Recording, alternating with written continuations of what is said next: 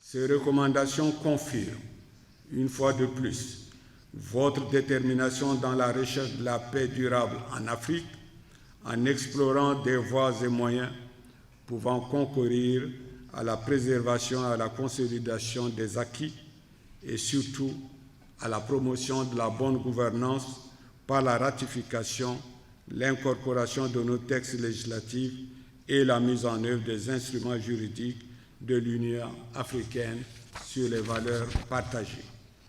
Mesdames et Messieurs les chefs de délégation, chers participants, le travail que vous avez fourni en un temps record pourra, j'en suis persuadé, corriger certains déséquilibres dans le choix et les approches de notre vision parlementaire et redonner à notre institution panafricaine la possibilité de proposer et de rectifier le tir là où les réalités sur le terrain l'imposent, afin de permettre à l'Union africaine de consolider les acquis, d'intégrer les innovations par des solutions appropriées et adaptées aux réalités de l'Afrique et des peuples africains.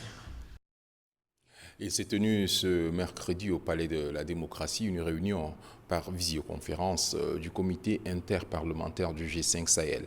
La rencontre est axée sur le développement de l'éducation dans la sous-région du Sahel. C'est le vice-président du Conseil national de transition, Mahamat Saleh Maki, qui a représenté le Tchad à ce panel. Baï Ngardigina. Développer l'éducation pour faire face aux défis sécuritaires dont sont confrontés les pays du Sahel, tel est l'objectif de cette réunion qui a réuni plusieurs pays de la sous-région du Sahel, des représentants des Nations Unies et bien d'autres.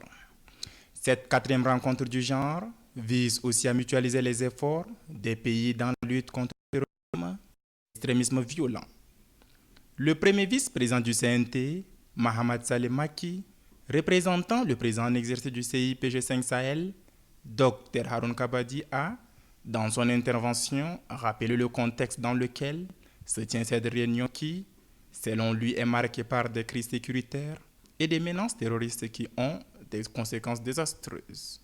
Mahamat Saleh Maki a aussi souligné l'importance de cette rencontre avant d'interpeller tous les panélistes à leurs responsabilités.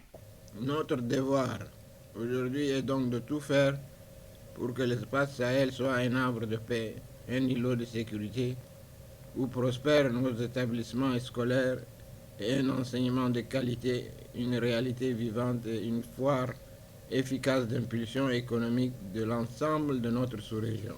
Comme stratégie, les interventions convergent vers le développement de l'éducation qui, selon eux, constitue un défi majeur pour l'espace Sahel. Pour relever ces défis, ils misent sur la sensibilisation et l'implication du peuple au processus de développement enclenché pour que le Sahel soit un havre de paix. Les panélistes invitent enfin les partenaires à se mobiliser et leur prêter main forte pour éradiquer le terrorisme et faire de la région sahélienne un espace stable et paisible pour le bien-être de la population.